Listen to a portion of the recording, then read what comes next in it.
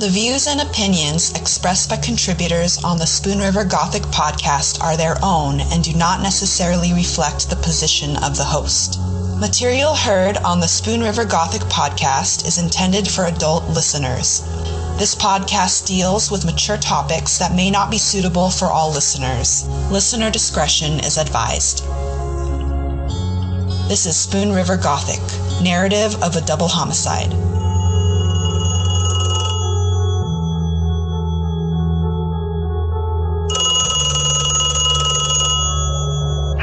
No one is available to take your call. Please leave a message after the tone.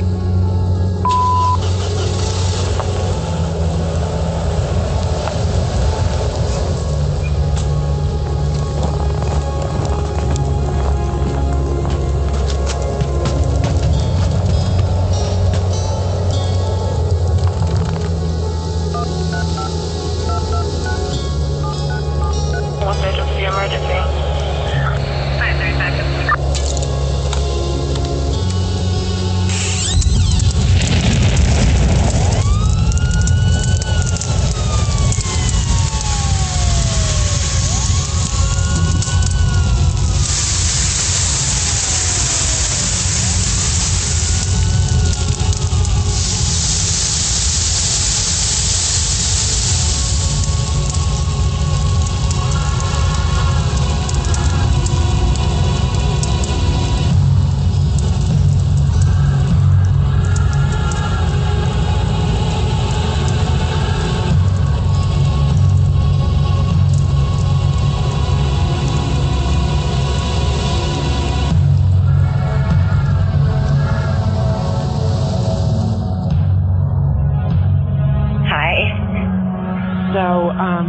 Yeah, I got a little bit of a cold myself. I was feeling better yesterday, and I'm like, oh, today I just feel like crap. What does your daughter have? She's had fever for starting yesterday. She woke up, threw up, and then I can't keep her fever down. I called the doctor, but they said in 2 days if she's not better to bring her in. Oh, that's nerve-wracking. So I guess it's going around. They said they couldn't do anything about it. Yeah. Flu, I'm assuming. Oh, buddy. How old is the baby? She's 15 months. Oh, that's a cute age. Yeah, she's definitely not feeling good. She's attached to me. Oh. Usually she's off running with her sister, who's 3. Yeah. Oh. But, well, I appreciate you talking to me. Do you mind if I record the conversation? That's fine. Okay. So August asked me to call you. I guess you guys have been going back and forth? Yes.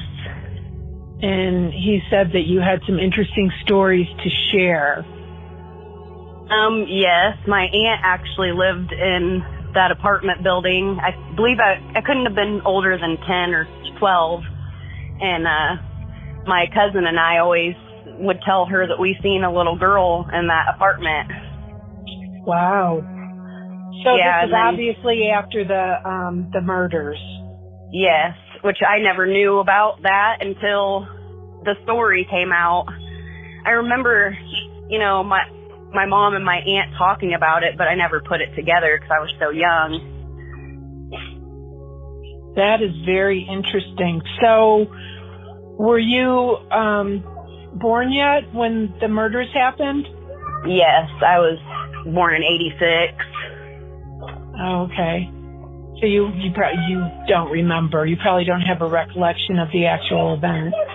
No, I do. Like I said, I do remember my mom and aunt talking about it at one point, but I didn't know, you know, any details. And I didn't know it actually happened in the house that my aunt lived in either. But I don't think she didn't live there at the time. It was years later. Right. So can you maybe just tell me a little bit about yourself and, you know, who you are and what your connection to the town and to the event is? I mean, obviously the connection to the event is that your aunt lived in the apartment and that you had some paranormal experiences, which I'm all about because I do ghost tours in the town that I live in. So I'm fascinated I also, by about probably 5 years ago, I was down a bad path, and that house kind of like called to me, and I went there and I sat there for hours, and I didn't know why I was sitting there. My boyfriend would say, "You need to get out of there. You're going to get in trouble." You know, and I would just sit there, and I sat there for a long time, and I couldn't figure out why. And then, you know, August put that story out, and I was like, oh my goodness, that's why I was there. I was just sat there doing nothing, just sitting there. Yeah, did you have any kind of experience? Just the house just felt like very like, you know, cumbersome, or, you know, just dark. Which I didn't see anything there, but, you know, I felt something there. Yeah, like you were drawn there. So yeah, like I was being pulled there. Right. So then, as the story has unfolded and you've learned about it, tell me about that experience, about finding the Facebook page and. Well, it just kind of pieced it together why I was there, because when I left that apartment and went home to talk to my boyfriend, I told him I was like seeing things in my mind, which is, I didn't even tell August this. I told my boyfriend this, though. But when I got back home, I was seeing strangling in my mind, and I couldn't figure out who. And I thought that demons were trying to contact me, because I know demons like to pose as children. So I thought it was demons trying to contact me, and it probably was that little girl. So did you have any, like, feelings about, do you have any thoughts or feelings about what exactly happened? Well, I did a tarot reading, and my card picture that looks exactly like Donnie Bull, but then there's another man sitting in a chair too. Bye-bye. Someone wants you to get off the phone. Well, the pictures on the cards actually look like what I feel like the men, but of a man looks like Donnie Bull up in the sky. There's 2 people falling out of a burning building.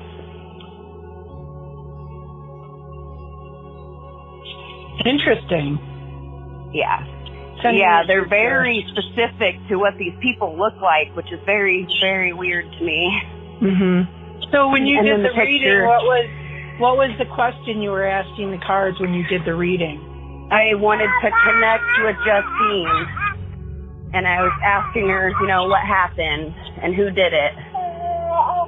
And that's the 3 cards I pulled were these, and this one looks, the paper where Donnie Bull was being arrested, this guy in this card looks exactly like him. How interesting. How interesting is that? The sideburns and everything. And this is a new deck I just got from my grandma.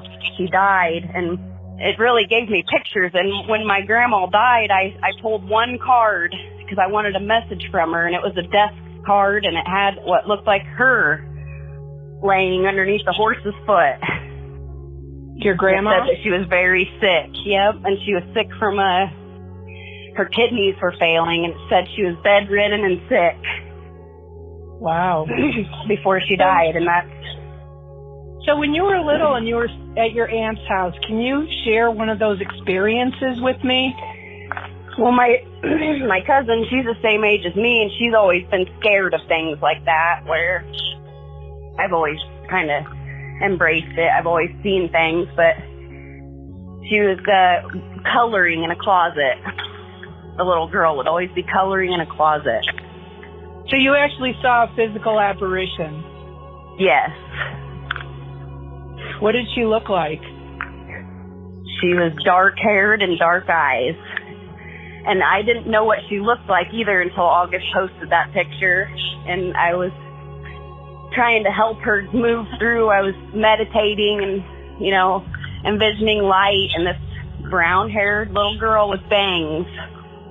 I told my boyfriend that day, I said I tried to help her go over, and a big door opened with light, and she was running towards it, and she turned around and looked at me, and she had bangs and dark eyes. And so I was waiting for a picture of her to come out, and there she was. So what bangs and dark eyes. What was her hair like? Was it straight or curly or? It looked straight to me. Okay. So when you were little and you saw that, what did you think from that little kid perspective? Well, like I said, my cousin actually lived there, and she was always scared. I wasn't scared. I kind of felt like she was lost. So it didn't scare you, but so you see that. How old were you? I couldn't have been, I think 10 maybe or 12. But I've seen things my whole life, so. Yeah, interesting. That sounds scary. So did your cousin see it, or did she just have scary feelings, like she was around energy? She's seen them too, but she's always, like I said, been real scared of all that stuff. I don't know if she would. I can ask her if she would want to talk to you. Oh, that would be awesome. So she saw the exact same thing that you did, or she saw things? And she may have even seen her more because she lived there. Yeah. Oh, I would love to talk. Or I was just visiting and seen it. Right. So what was the apartment like? My cousin hated living there. Yeah. But, I mean, other than that, I felt like it was normal, other than the hauntings. Mm-hmm. Yeah. So now, as you've been piecing the story together from, the Spoon River Gothic webpage and everything and the blog, what are your thoughts about it? What do you think happened? Do you think justice was served? I'm really on the fence. I mean, because I have heard that Donnie was violent to other girls in town, and one story I heard he bit a girl's nipples off. So I can see him being that violent, but I also have, feelings that the bank guy had something to do with it. And then I talked to one of the, police officers, Kenny Hickey, and he says justice was served. It was Donnie Bull. I was there for the whole, so it's like, what wasn't it? I know. I talked to him yesterday. And why is she contacting all these people, through mediumship, I feel like. Yeah, that's interesting. So I'm kind of torn between Donnie and David Haynes. Yeah. Have you ever met David Haynes? Huh? Have you ever met David Haynes? I haven't. Okay. No, but he doesn't look like he's very loving either in his pictures. Like he's just got eyes that they don't look like, he just doesn't, his aura kind of doesn't make me feel very good about him. Yeah. So do you trust your instincts about people based on your kind of visceral, spiritual reaction to them? Yes. Okay. And that was just through Facebook, looking at his pictures, and I just, very eerie feeling. He's holding a fish. Yep. In his profile. Picture. Yeah, because I looked up every single one of those guys that were listed. Huh. It's just him by himself holding a fish? Yep. I wonder if he's following the story. I don't know. I thought I seen someone tag his name at one point, too, but I think they deleted it or something. Okay. All right. I know. I'm on the fence with you. I don't know what the answer is. I think that the story itself is compelling just to tell it and to understand it, and I think people have to make up their own minds about it.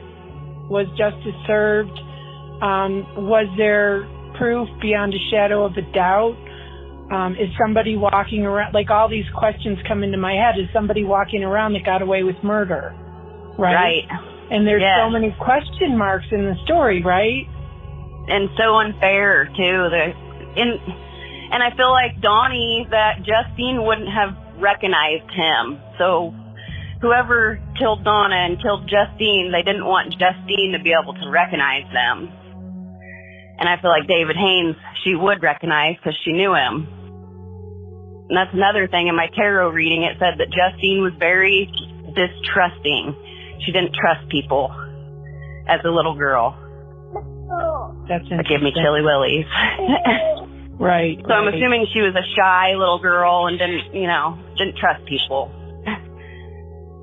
Yeah. Well, I even did her astrology report too, and in her astrology it said that she would possibly die with a family member. Oh, that's interesting. Because her Scorpio is in the 12th house, and that's where I got that from. Wow.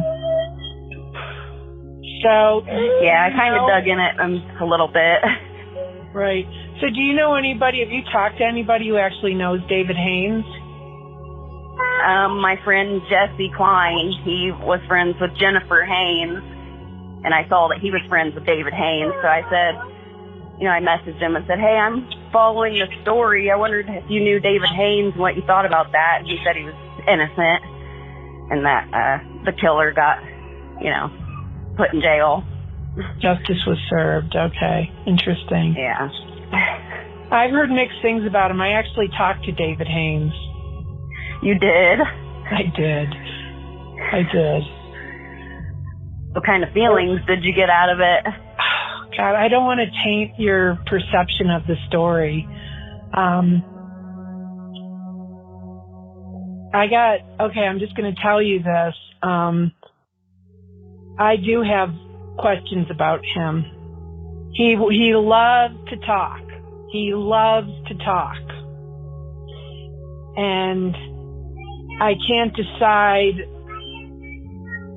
There's something that isn't right there. That's all I have to say about that. I'm not going to say anything Well, and else. on his Facebook page, I went back, and was scrolling back and found the date where Donna had died, years later, though, and he posted something that didn't sit right with me. What did he post? Something about dying, like when he may die, he doesn't know how he's going to die or whatever. It was a meme. But I just thought it was very weird for him to post that on the day that Donna and Justine died. Look at you. You're like a private detective. Yeah, I know. I don't like not knowing things. And then once the story come out, I was like, that's why she brought me to that house. Okay. But I do feel like in my mind's eye, when I tried to help her cross over, I do feel like she went.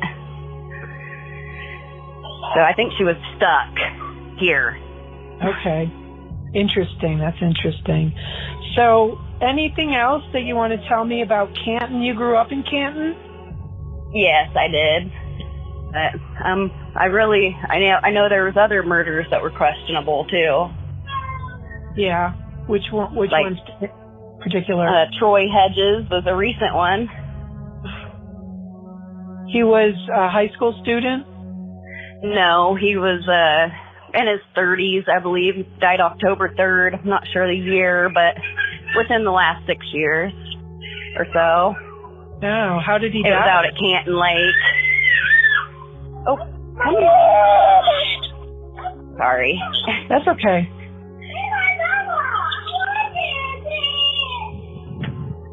We don't have your Baba.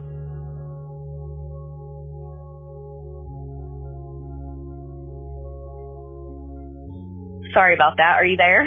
Yeah, I'm here. I thought I lost you. I was getting ready to hang up. Yeah, my chin pushed hold. Oh. So, sorry about that. What did you last hear me say? You were talking to your daughter about her Baba bottle. Yeah, the death with Troy was very questionable. He was stabbed all over his body out at the Canton Lake. And James Maddox went to prison for it, but a lot of people don't think James Maddox did it. Really? What do people think? Well, a lot of people think Chuck Davis did it. Oh, okay. So And he I don't really know he's enough out. about that. How old was Troy? I'd say he was probably in his maybe 40s. Oh, okay. So is there anything else that we didn't talk about that you wanted to talk about Canton or about Donna and Justine, about the trial, anything? I just kind of hope, that something does come out where that little girl and Donna can rest peacefully. Because like I said, I thought Justine was earthbound because of what I was seeing 5 years ago and everything else with my mind's eye. I was seeing strangling. I got a hold of my mother-in-law. I said, I am seeing little kids and I feel like they want me to help them, but I don't. She said, well, demons like to come as little kids too, and I love kids, so she kind of agreed with me that it was probably a demon, and I now look back and I feel bad because it probably wasn't. It was probably her. So that was how long ago that you started having that? That was when you were in the yard all day? Yep. That was about 5 or 6 years ago, which, like I told August, I was on drugs then, but I still feel like that was all real, Okay. Interesting. I'm now sober. I've been sober for over 3 years, but... Good for you. Congratulations. Yeah, I had my baby. My baby saved my life. That's amazing. Well, good for you. Keep up the good work. Thank you. And I feel like, when you're on something like that, it does open up things to come to you, Like, normally if you're sober, you'd probably just block that out. Mm-hmm. Where... I feel like I had a lot of paranormal experiences while I was on stuff. Yeah. What were you, what was your drug of choice? Meth. Oh, okay. Gross.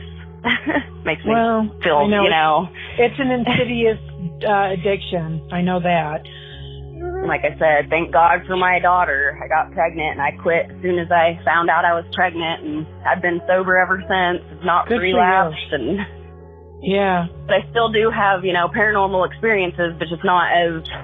I've had them ever since I was a kid. Right. But, yeah, like I said, I feel like I kind of misconstrued what that was, and I do think it was Justine that was trying to call to me. It was the same time I was hanging out over on 1st Street. So, yeah, you were picking up that energy. 1st Street. I feel like Justine was trying to hold me there and tell me something, be acknowledged or something. Right. So you are on the fence. That's kind of what I got out of this conversation. You're not sure what any of it all means. You suspect there is another person that could potentially have been involved in the crime, potentially David Haynes. Yes. Yeah, because I don't feel like Justine's father would kill her either. Yeah. Yeah. I don't know him, but yeah, I just don't feel like he would. Right. I don't think so. Yeah. But who knows? I really don't know. I'm kind of, like you on the fence. I don't know but I think that there's a lot of compelling layers to the story as well. I think that's the injustice, is that it puts doubt in a lot of minds. And I talked to a defense attorney who really believed that Donnie was innocent. I mean, really believed that based on the evidence that they had come up with. So, And maybe David got mad. He found out that she was messing around with Donnie.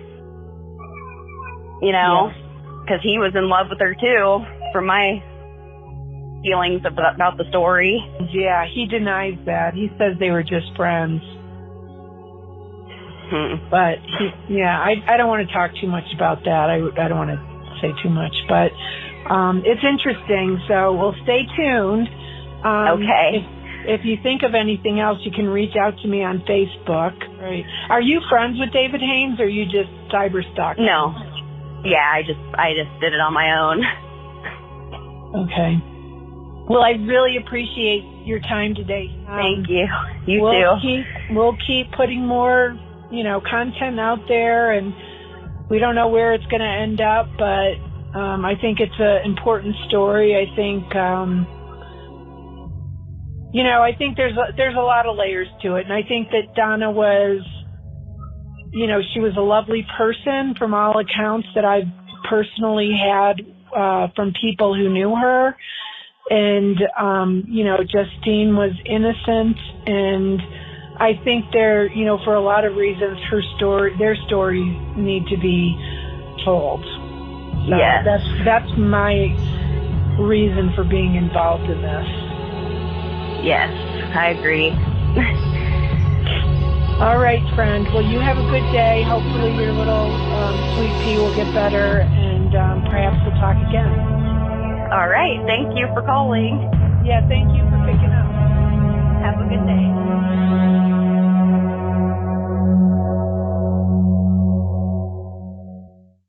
Spoon River Gothic is a production of Lonebird Media in association with CZ Studio. The show is produced by August Olson, editing, directing, and producing by Corey Zimmerman. Audio mastering and engineering by E. Mastered. Research is done by Anne-Marie Cannon, Chelsea Mesa, and me, Jinra Illustrissimo. Spoon River Gothic is written and hosted by Corey Zimmerman. You can follow the show at czstudio.works and read the blog at spoonrivergothic.com. Show some love by leaving us a rating or review on Spotify, iHeartRadio, Apple Podcasts, or wherever you get your podcasts. And stay tuned for the next episode as we dive deeper into the Donald Bull case. Thank you for listening. This is Spoon River Gothic, narrative of a double homicide.